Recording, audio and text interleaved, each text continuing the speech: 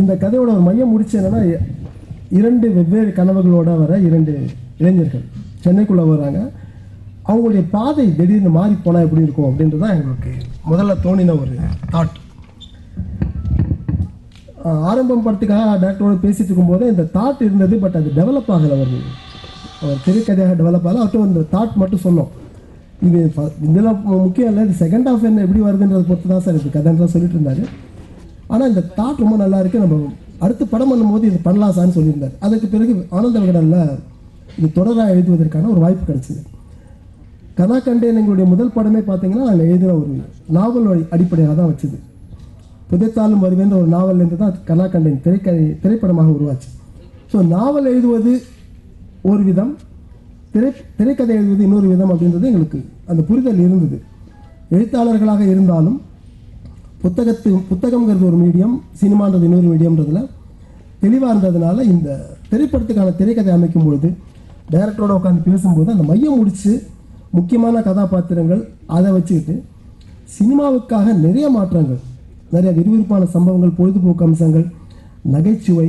ஆனால் அது அவருடைய ட்ரேட்மார்க். எந்த ஒரு சீரியஸான ஒரு மேட்டரையும் அப்படி அசால்ட்டாக சொல்லிட்டு போவார். அறிந்து மறியாமலேருந்தே பார்த்து நாங்கள் பிரமிச்சிருக்கிற ஒரு விஷயம். ஸோ அவருடைய அப்ரோச் அந்த ஒவ்வொரு சீனுக்கும் எப்படி இருந்தது, எப்படி ஃப்ரெஷ்ஷாக கொண்டு வந்திருக்கு இந்த படத்தை அப்படின்னு நீங்களாம் பார்த்து என்ஜாய் பண்ணணும். இந்த புத்தகத்தையும் திரைப்படத்தையும் ஒரே நாளில் ரிலீஸ் பண்ணுறதுக்கு யூடிவி நிறுவனம் தனஞ்சயன் அவர்களுக்கு மிக்க நன்றி. ஏன்னா இது ஒரு நல்ல ஃப்ரெஷ் ஐடியா. பல வருஷங்களுக்கு பிறகு ஒரு எழுத்தாளர்களுக்கு இந்த மாதிரி ஒரு வாய்ப்பு, ஒரு பேர் கிடைச்சிருக்கு. புத்தகமும் திரைப்படமும் ஒரே நாளில் ரிலீஸ் ஆகுது. அதுக்கு அவருக்கும் நன்றி.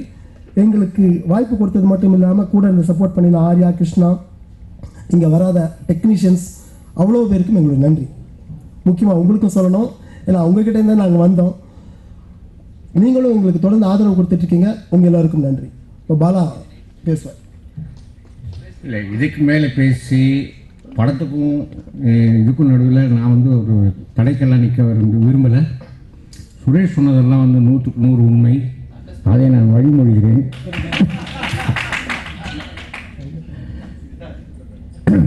இதில் ஒரே ஒரு விஷயம் மாத்திரம்தான் நான் வந்து சொல்ல ஆசைப்படுறேன்.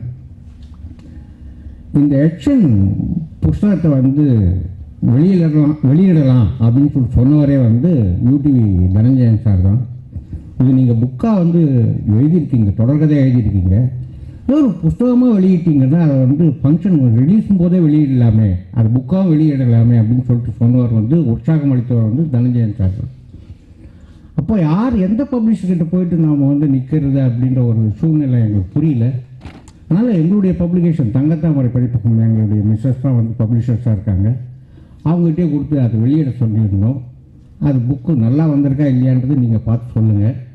தங்கத்தாமரை நிறுவனத்திற்கும் நன்றி, சுவா இது யூடிவி தனஞ்சயன் சாருக்கும் நன்றி. இந்த ஒரு புதுமையான ஒரு விஷயத்தை முன் வைத்ததற்காக அவருக்கு நான் நன்றி செலுத்தியே ஆகணும். நன்றி, வணக்கம்.